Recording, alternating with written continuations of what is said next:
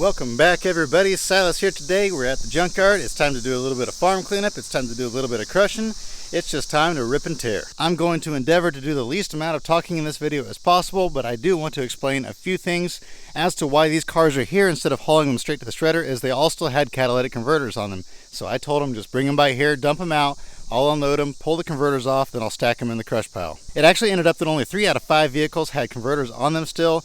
Technically 4 still had converters. This one had it on there, but it was empty. But I did get 2 off of this truck, 2 off of this car, and 1 off of another truck. They're not high dollar, but there's about $250, $300 worth of converters, so it was definitely worth bringing them here instead of sending them straight to the shredder. In addition to that, this S10 has a 5-speed on it, and that's around a $100 bill, give or take. I had to make sure it didn't get tore up when he smashed it. What the deal is Todd Walker has his excavator out there. I already showed you guys all that, what's going on out there. The loader I had out here is actually in the shop getting all the hydraulics rebuilt, so I had to unload these with the excavator. I got all the converters off of them. They're all ready to go except for this transmission. I'm just going to set this aside for now. So what I've got to do now is get these converters picked up, get the vehicles rolled back over on their wheels, get all the junk picked up that fell out on the ground, and then I got to head out. I think I'm going to meet Todd back out there here in a little bit, and he's going to start on those combines. That ought to be pretty entertaining, so I'll just see you then.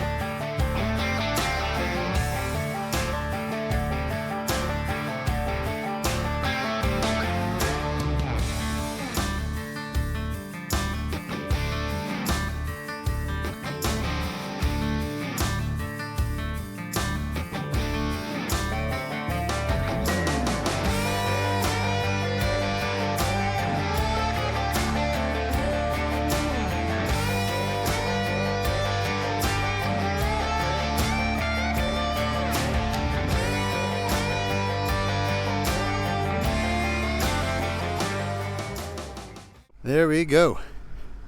They are ripped apart and done. There's one more combine up front. We'll get it later. They look a lot different now than they did when they were in the trees. We were hoping there was a way to get both of them in one load, but there's just no way. No way that's gonna happen. So he'll empty that, he'll come back and get this one. In a way, it's kind of a shame. Both of these combines, all the tractors, everything out here, when he retired from farming, he parked it all right where it's sitting. So these ran perfect when they were parked here, but man, I don't know how many years they've been sitting here. Long enough for the trees to grow up around them pretty good. He got about a combine and a half packed into this dumpster here, so not too bad. I've got that old Ford truck loaded up on my trailer. I think that's a 64. I could be off on the year, but I think it's a 64. Maybe it's a 3. I really don't know. I didn't look at it that close when it was in the trees and full of wasps, but now it's out where I can get to it a little bit better. I'm probably going to take it back in, unload it, and then I'm going to come back. And I wasn't going to save the tractors, but you know what? Prices aren't that high on scrap right now, so I'm going to go ahead and come back and try to haul that tractor home. That's a heavy load, but if I just take it nice and slow on the back roads, I don't think it's any heavier than this Ford truck, so I think it'll be all right.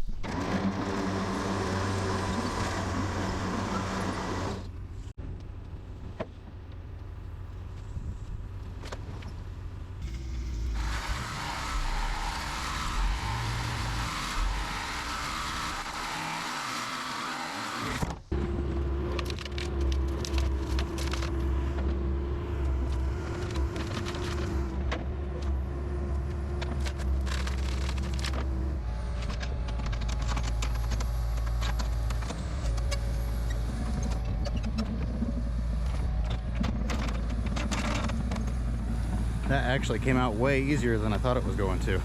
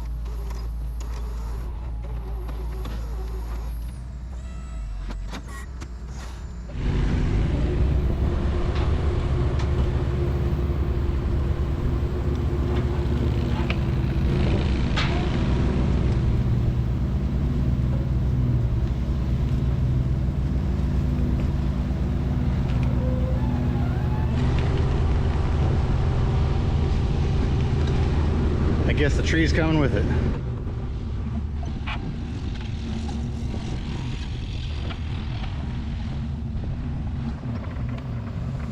Well, the only issue I'm having is I don't have a loader here to unload this, so I'm gonna try the skid steer, see if I can drag it off with that. If I have to, I'll get the excavator out, hook a chain on it, and drag it back off the same way we drug it on. I was just gonna scrap this tractor, let him shove it in the box and haul it into the shredder, but everybody said I had to save this tractor, that it was worth so much money. So I called everybody's bluff and I brought it home, and now I'm really curious what everybody's excuse is as to why they don't actually want it. But we'll see how it goes. Maybe somebody will actually come through and be serious. If not, what I'll do is I'll cut the nose off of it, and I'll probably pull the diesel injection pump off of it and go ahead and scrap the rest of it.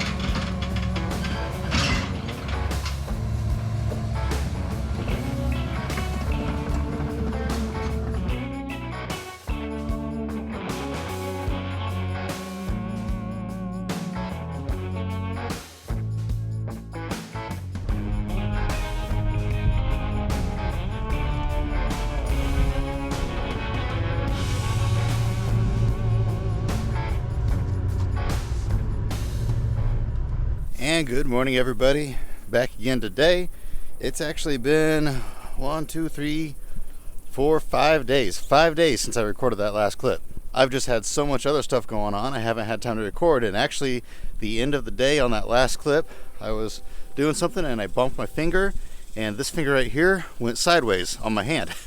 Popped it out of socket. I've never done that before, and that was quite the trip. And so I had to reset that, and so then the next day it was really hurting, so I didn't do a whole lot. And then the day after that, I had to go buy a load of catalytic converters, and then I just went to the other yard and processed cars. Didn't do anything very interesting. And then it was the weekend. It was 110, 115 degrees. I didn't feel like doing anything. But now it's Monday. I'm back out here. It's going to be super hot all week, but we still got work to get done. What I'm doing right now is I've got a guy wanting to buy some 261s from me, so I'm out here looking around, see what I have available. And then after that, I've got to process those 2 cars that have aluminum wheels up in the driveway. So with that, let's get busy working.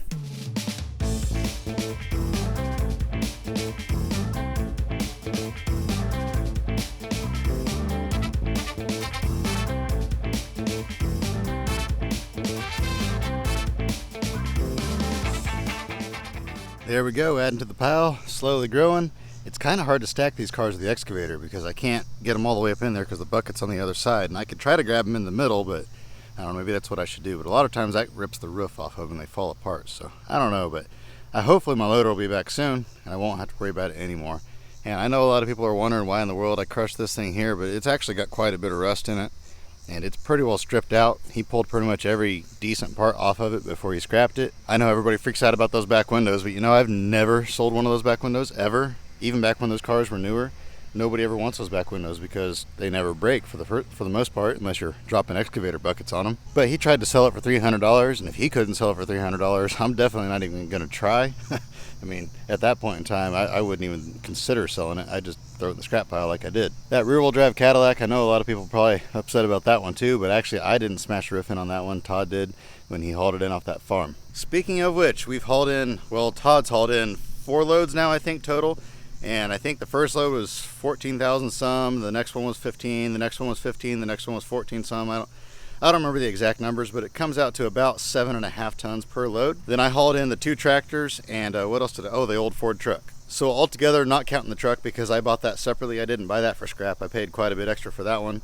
But everything else, I think it's around 75,000 pounds so far. I could be wrong on that. I need to double check. But there's actually still some more stuff out there. There's a big pile of iron, and I forget what else is left out there. But he's going to be working on that again this week, more than likely. Assuming it's all said and done by the time I'm editing this video, I'll put it on the screen right here, how much the total weight was out of there. I don't know why I brought those tractors home. Everybody said I needed to save those when I first posted pictures of those.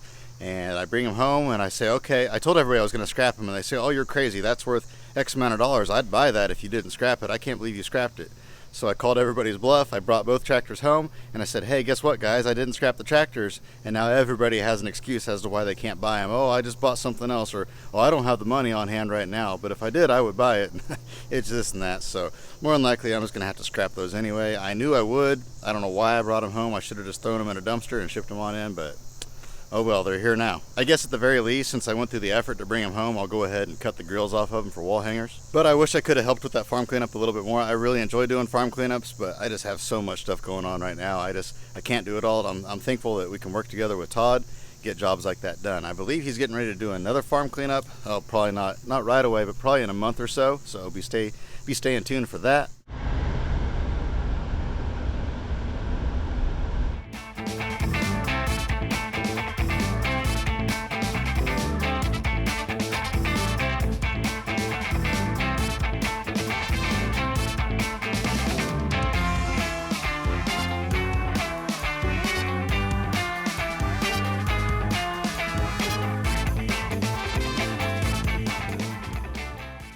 Got it loaded up, ready to go. That rat is somewhere on here still. I tried shooing him off and he ran towards me instead of away from me, so I gave up. There's another one there. Pretty rough, but you know, there's still some pieces left on it. A 220, I think. Yeah, 220. A few odds and ends parts laying around. And then back here, if I squeeze through, there's a few more. These are more like the one we just got. Pretty neat cars. Someone's busted the windows out of them, unfortunately. Looks like a couple of them are missing grills, so that's unfortunate. first time I cleaned this place up back here, this was clear full of cars. And these are just a few that were left over. I'm just looking at them to see if there's enough value here to make them worth hauling back. A couple of them are definitely worth it. A couple of them are kind of iffy. Yeah, for sure, this one and the black one are worth what they're wanting for them. The other two, I'm not sure yet, but I don't know. You don't see old Mercedes very often, so they're probably worth it, I guess. Not a whole lot, but if a guy could find a grill to put on them, then a guy could always cut the noses off of them. So maybe there's some extra grills laying around somewhere. Oh, there's a grill right there. So yeah, they're probably worth it. But yeah, there was a field went all the way out back here, and it was clear full of cars that we cleaned out. We brought equipment in, hauled them out of here. I wish I would have filmed all that back then, but wasn't doing YouTube back then. We're not going to get these right now, though. I mean, the guy's probably going to have to bring a skid steer in here to get them out, so we'll worry about these another day.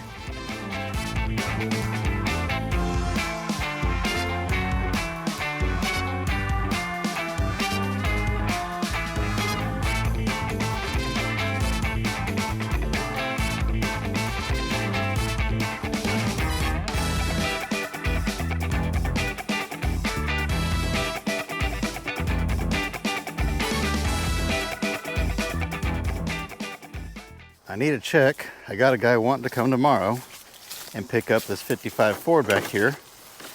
We go through these trees. Yeah, he's wanting to pick up this 55 Ford.